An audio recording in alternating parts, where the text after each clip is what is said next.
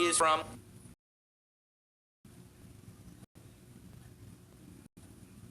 assuring all three countries that their sovereignty would not be affected by this and that they would remain independent. Now, one of the major concerns that Canada and Mexico had about NAFTA was that it might open their capital to being taken over by U.S. multinational corporations.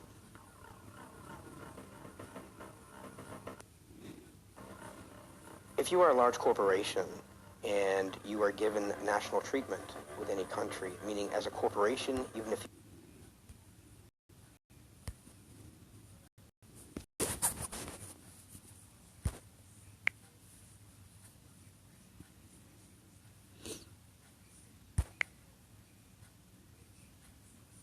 of a citizen, and corporate rule is pretty much free trade. But where it sits right now is that as the corporations have gained the status of citizens, they can challenge our laws. So even if municipalities, federal or provincial bodies establish laws for our country, for the best interests of our country based on our collective will, then the corporations can successfully challenge those laws and sue us for passing laws that infringe upon their investments and their trade. And these are the provisions that allow a corporation to sue a national government if it feels it is not getting the treatment it would be entitled to under NAFTA. The first case against Canada under the investor state provisions was a suit brought by Ethel Corporation from the U.S. that was wanting to market in Canada a gasoline additive called MMT, which is a suspected neurotoxin. It was stated by our government that we're going to ban additives to fuel that involve methylmanganese because it's harmful to individuals neurologically and otherwise. It's been linked to attention deficit disorder and other problems. But when we passed those laws, the Ethel Group sued our country, said, how dare you pass laws that restrict our trade, and even we're doing it for the benefit of our own country. Well, Canada, the Canadian government responded to that suit by effectively apologizing to Ethel, by paying them $13 million US in compensation, and by withdrawing the ban. So it didn't even have to go through the full adjudication process before Canada backed down. Our country is being defined and shaped by regulatory bodies, by corporations, who have no accountability whatsoever to the Canadian people. I don't see that this harmonization, unionization is good for the Canadian people, period. Never was, never will be. It needs to stop. Now, there have been 50 suits approximately under the investor state provisions so far. I say approximately because some of them are still secret. We don't know.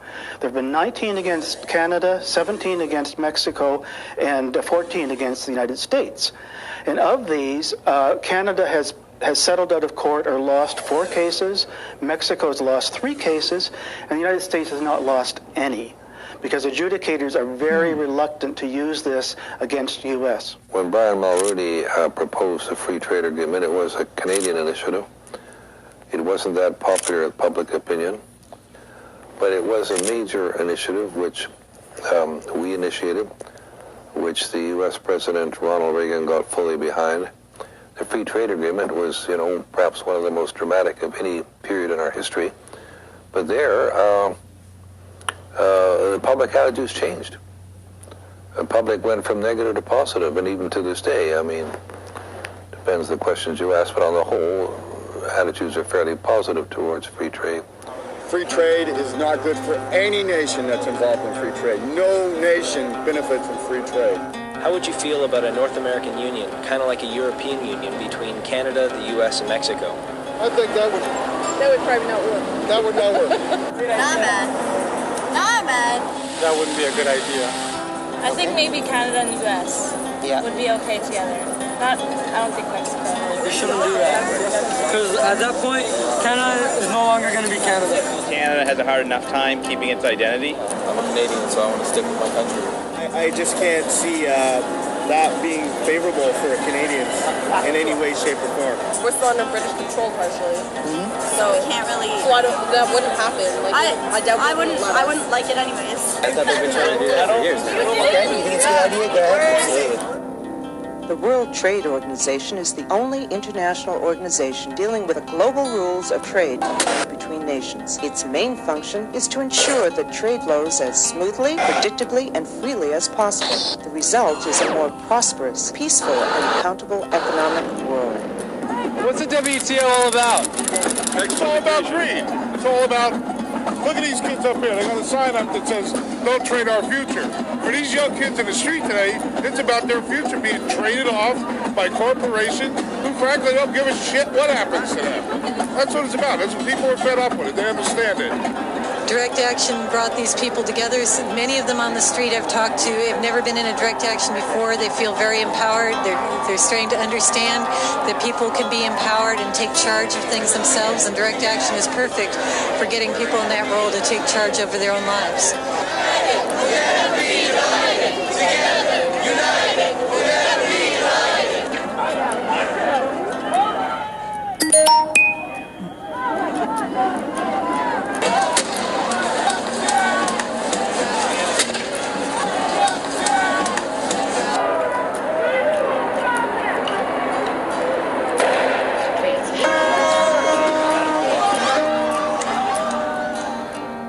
I go back to the 1988 election, which was fought on the issue of free trade, and the opponents of free trade actually won the majority of the vote. The Mulroney government was elected with a minority of votes. At that time, we had a high level of participation from all sectors of society. Now, it's true that since then the issue has faded from consciousness, but I think there are moments when symbolic issues, for example, Canadian water and sovereignty over our fresh water, there still are elements that would like to get a hold of that and would like to use some of the possible leverage through NAFTA, including the proportional sharing clause, to open up the floodgates. So I think there will be moments when symbolic issues like water will come to the fore, and we will have a resurgence of interest in these issues. From the U.S. perspective, the largest source of energy imports by far is from Canada and Mexico. Roughly 1/3 of our total energy imports come from our two neighbors. Proportional sharing clause is very important because it's unique to all international trade agreements that I have ever studied. It effectively makes Canada an energy colony. What the clause says is if Canada were to take measures to conserve some of our non-renewable hydrocarbons, natural gas and petroleum, if we take those measures, we still have to export to the United States the same proportion of our oil or gas exports that were sold over the previous 3 years. What if Canada wanted to preserve 10% of our petroleum production for future generations and for conservation purposes? Well, when you work through the numbers and you find that we're obliged to sell the U.S. 2/3 of the petroleum we produce, the effect of applying the proportional sharing clause could actually mean there would be shortages to meet the needs of Canada. Canada is a great multicultural, multilateral country. We need Canada's leadership and ingenuity to develop new commissions or organizations whose purpose is to graft a North American vision onto the landscape and push forward for North American policies and institutions as well. So I hope that Canada sees within itself the capacity to have a big effect and to take the lead. And if it took the lead and worked closely with Mexico, my guess is the United States would be very agreeable to that. They don't really need the money. As you can see, housing is natural materials. The fruits, all of this they have farming, they have hunting, they have everything they need to live and more. But then they get the progress arriving to these towns, power lines, running water, and these are services that you need to pay for. You cannot pay with a bag of corn, you need to pay with cash. So So they start needing the money, getting in the capitalism system, and that's when poverty arrives to these towns. You know, they need the money. Okay, I have some money. I buy a radio and a TV. I see what's on TV. It's pure marketing. Things that they didn't need for over 2,000 years. In a decade, they start needing. Pues bueno, el Tratado de Libre Comercio, como tú sabes, no todos estamos realmente informados como se debe. O sea, en lo único que nos afecta es en la desinformación. ¿Me explico? No todos tenemos también la capacidad de admitir el libre comercio. De nada nos ha beneficiado el libre comercio. La verdad, estamos igual o peor ahorita con esta crisis que tenemos. Realmente es difícil la situación. Creo que siento que el producto mexicano va y con un precio bajo y regresa con un precio más caro y se afecta porque pues lo que puede ser México consumir y nosotros consumir nuestro producto tenemos que mandarlo para allá.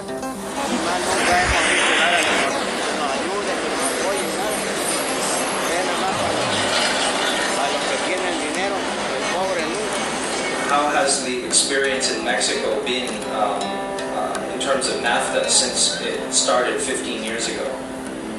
Ha sido una situación positiva, ha mejorado realmente el comercio entre los tres países.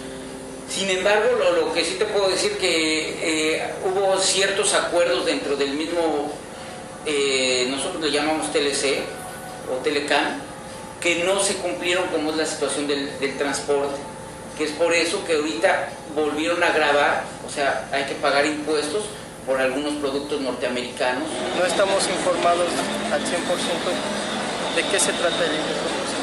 O sea, si a nosotros nos informaran como comerciantes qué vínculo nosotros tendríamos con el Tratado de Libre Comercio, sabríamos realmente de qué se trata o qué lo compone al 100%. Pero como no tenemos ese tipo de información, es muy difícil que todo, en concreto, expresemos en qué nos beneficia y en qué no. Given the similarities of our two economies, of our two cultures and our countries, it seemed to me doable to pursue what I've always referred to as a kind of common economic space, a single economic space, where the border becomes irrelevant. I think Mexico could become part of it, as indeed NAFTA was modeled after the Canada-US agreement. And as the Europeans, as you will know from the whole history of the European community, the remarkable achievements they've had, it's all been incremental over the years at different speeds. They've been doing it incrementally for years. The European Union was initially started with an agreement in the 1950s to regulate the production of steel among all the European countries. And the argument then was that you would hate to have a country like Germany corner the market on steel and develop an empire that would attack the rest of Europe again. So they had a reason based on recent history at the time, which said we need to have an agreement that regulates production of steel across Europe. And from there they built on it with subsequent agreements. The road to North American Union is not a new development. Probably it kicked into high gear in about 1965 with the creation of the Council on the Americas, and David Rockefeller was the founder of that. And there was a meeting down in Central America between, it would have been then Prime Minister Lester B. Pearson and Lyndon Johnson, and they discussed all of these things that we're seeing now. They discussed creation of one North American market, one North American currency. There's a distinction between a customs union and a monetary union. A customs union is a common external tariff. It's a logical extension of a free trade agreement and basically says that the tariffs that all three countries have with the outside world will be the same. Right now they're different. Theoretically, we have no tariffs between our countries, but on the perimeter of our countries, we utilize different tariffs. That proves to be extremely inefficient and costly for our own commerce, because everything has to stop at our regular borders to see what amount of the content was made in North America and what was outside. So it's a self-defeating proposition. It would be far better if we could come up with a way to eliminate what's called rules of origin, have a common external tariff, which is called a customs union. completely different from that is a monetary union with a single currency. That is a very complicated task. The Europeans had been struggling with it for over 30 years, and they tried and failed through a variety of different techniques before they finally, in 1999, implemented the euro.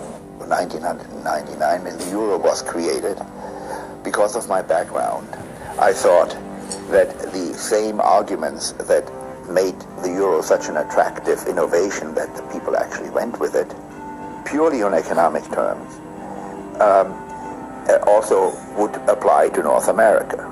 And I had this idea of writing a paper in which I outlined what would be the benefits to Mexico, Canada, and the United States for creating the equivalent of the euro.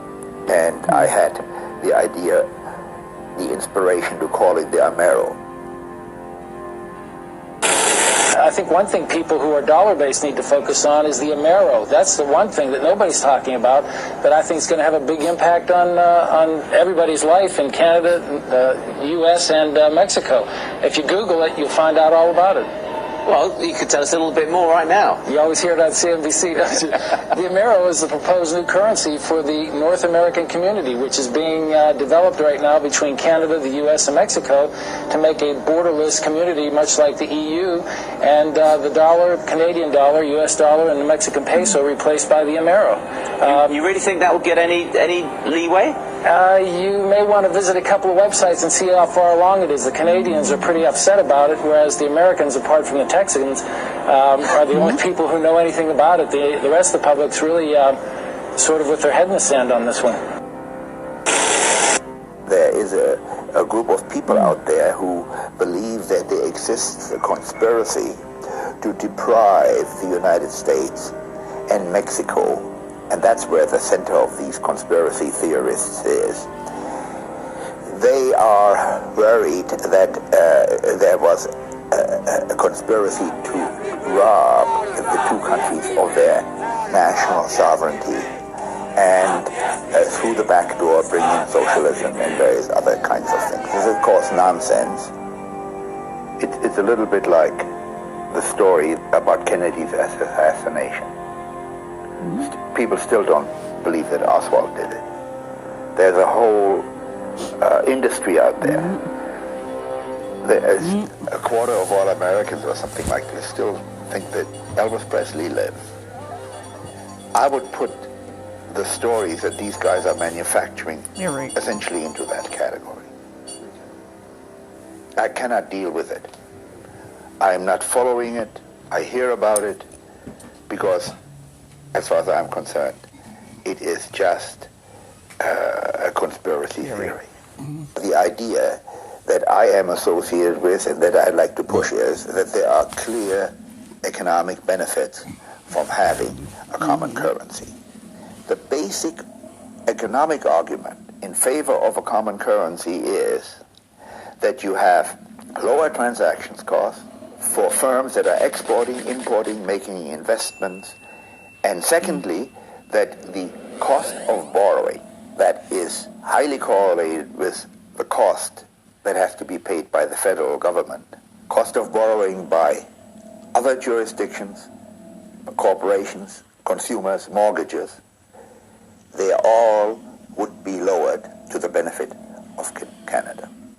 In 1974, as a condition of joining at the time this G7, this Group of 7, which became the G8, which is now the Group of 20, this was following something called the Milton Friedman School of Business in Chicago. And they thought, well, it's better to give the banking industry of countries to the private markets and let it be handled there and go with the ebb and flow. But as a condition of being a part of these groups, nations have to give up the control of issuing themselves their own credit, of loaning to themselves. And because we chose to do this, because we thought being part of this Group of 7 or Group of 8, now G20, was a good thing for Canada, we stopped using our Bank of Canada to fund our infrastructure. We don't borrow from ourselves anymore. We borrow from the private banking cartel. The outcome should be clear. On a board that determines what the interest rate would be for North American Amero area, would have to give greater power to the country that represents 70% of the entire economic activity and financial power, the United States, and only, say, 15% for Mexico at the moment and 15% for Canada. The most important thing about this kind of a central bank is that the politicians have to stay out of it completely. Central banks should be removed from the control, the clutches of politicians, should be given a constitution which says, thou shalt only be responsible for price stability. Politicians still play a role because they have to appoint the people to the boards which determine the day-to-day policies which in the end are supposed to have the outcome of price stability. To give up this right to lend to ourselves is absurd, because what has happened? We've gone from an $18 billion deficit to up to a $588 billion deficit, of which about 95% of that is compound interest. And money, we're paying interest to who? Well, there's no person out there who has a Canadian flag, who lives in Canada, who we pay $60 billion in interest, both federally, provincially, and at the municipal levels too. We're paying someone else interest on the money that we can print and produce ourselves and lend it to ourselves to fund our infrastructure, to fund our social programs, to fund our education for our university students who are also being put in a debt trap. But as you give up control of your currency, and William Lyon Mackenzie King said it most poignantly when he said this. He said, you know, the issuance of the credit and currency is the state's most precious resource. And once you give up that control, it matters not who makes the laws of the land, because usury, once in control, will wreak havoc on any nation. All right, ladies and gentlemen, here we are at the Federal Reserve. As I said once before, this is the very institution that is highly responsible for bankrupting America and essentially enslaving the world under a perpetual debt system.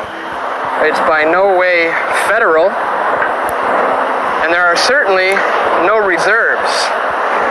What's your full name? What's that? What's your full name? Is there any reason why you need my full name? I'm just asking what's your name. What's your partner's name? Well, you can ask him. Hey, boss. What's your name?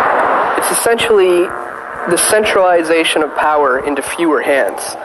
That's what's going on. Canadians, Americans, and Mexicans will lose their sovereignty, their right to govern themselves as an individual nation. And the economies of all three of the nations will be merged into fewer and fewer hands. I can see an obvious, clear problem with that. The moment that power gets diverted into fewer hands, you got to be concerned. We have a lot of people here still who believe that having a picture of the Queen is a wonderful thing, and that it is a symbol of nationhood. It is a slippery slope of losing the Canadian national identity by having on our day-to-day. Every day we're looking at coins and bills, and there we see George Washington, rather than the Queen or another symbol of Canada.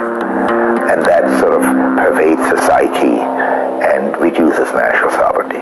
It is the merger of the United States, Mexico, and Canada into one super country. It's like NAFTA on steroids, and it's about bringing all three countries together into one country, joining our governments, our currencies, our military. I had the pleasure of interviewing former President of Mexico, Vicente Fox, and he said himself there will be a North American Union. Can you please talk about how you, as President of Mexico, President Bush, and the Prime Minister of Canada established working groups towards a North American Union? There is the original document, the original commitment, and there is supposed to be follow-up procedures, there is supposed to be committees to discuss and to advance, but that's not happening. Will there be a North American Union? Do you believe there will be a North American Union? Yeah, I would hope so. I think it would be very convenient for both of us. When Vicente Fox, in the 1990s, was a candidate for presidency of Mexico, I was at a conference and I sat next to him at dinner, and And on the other side of Fox was Robert Mundell, whom I mentioned already as the father of the European Monetary Union. And we impressed him, obviously, with the idea that there would be great benefits for Mexican economy from this. He had no difficulty accepting it because he was a successful businessman before he became a politician. He was the president of Coca-Cola Mexico. So when he was elected, he went on a courtesy visit to the White House. And the press release at that time said that he raised with President Clinton the idea that we should push forward on a North American monetary union. It was said that he did the same thing when he got to Ottawa and talked to Chrétien. We have had opinion surveys which showed that the idea of a common currency with the Americans and Canadians is totally unacceptable to Mexicans for nationalistic reasons. They want to maintain Mexico as a clear, identifiable nation and culture. And for some reason, word has spread amongst them that this is the first step towards absorption by the Americans.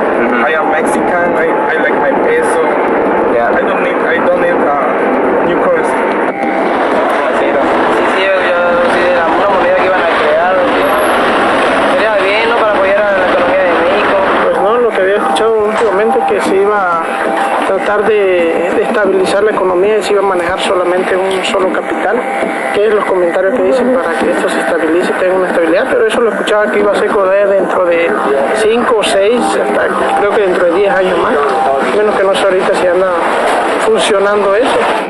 And this whole new world order ideation is a bunch of banking and intellectual elites that basically see the same sort of mentality. Control the economy, control the issuance of currency, you control the nation.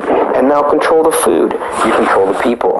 Let me control the issuance of currency and credit of the nations, and I don't care who you put in power, because they know control the money, you control the nation. And society, we're not aware of this. But this is all part of this whole globalization scheme that's happening right now. Even to raise those kinds of issuers, to raise the Amero currency issue is to inflame a lot of the people who are most fearful about integration. So for those reasons, I say leave them aside. We have some preliminary steps before we get to a point where we can seriously entertain that. The trouble with the monetary union is that there's tremendous symbolic attachment to our currencies. Although, if you step back, you would say certainly the Greek drachma, or the French franc, or the German Deutschmark, or the Spanish peso would be far more delicate and important to those countries because in some of those countries they've used the same currency for thousands of years, whereas we haven't even existed for 300 years in North America. So if they were ever able to overcome their fear of losing this distinctive cultural item defining their country like Greece for 3,000 years, certainly it shouldn't be that hard for Canadian or Americans or even the Mexicans to contemplate a different currency. I happen to believe that it would be beneficial to our three countries to begin studying this issue seriously, because it is not a simple step to go from a national currency to a unified currency. It is very hard. And the European experience shows that countries have got to find a way to consult on macroeconomic policy, on budgets and deficits and debts, and establish indicators that would reduce the distortion between economies before you even take the first step toward a common currency. I believe the American people, the Canadians, the Mexicans are practical people. You have to make a convincing case that moving towards a unified currency will be demonstrably better for their standard of living than under the current system right now. We should proceed by letting the academics study this for us. Think about it as much as possible. Help us to understand what the hazards and the benefits are before the people may calculate whether it's in their benefit or not. Well, of course, he'll also give you the line that he never, ever talked about a North American Union, that he's always advocated a North American community. But if you read what he has to say, what he envisages is this North American community would be organized. He would have basically three very powerful institutions that would basically correspond with a judicial and a legislative branch and an executive type branch, which would the executive branch would steer the agenda for the three countries, Canada, the U.S., and Mexico. You would have essentially a North American Parliament to mirror the three separate independent legislative bodies in the three countries, and then you would have a North American court, which would adjudicate on disputes, etc. Well, that sounds an awful lot like a North American Union to me. He can call it a community if he wants it, but now we're just parsing terms. Silly semantics. It's important to know when you're talking about this subject that nobody here is talking about a political union. They're talking about economic and political arrangements which deepen integration and the relationship, but in which the countries, as in Europe itself, maintain their sovereignty. We're talking about the virtual destruction of a sovereign nation. Three sovereign nations, the end of a constitution. Sovereign nations can be an obstacle to the free flow of money and goods and labor. And if they can erase national boundaries, obviously that would maximize their efficiency.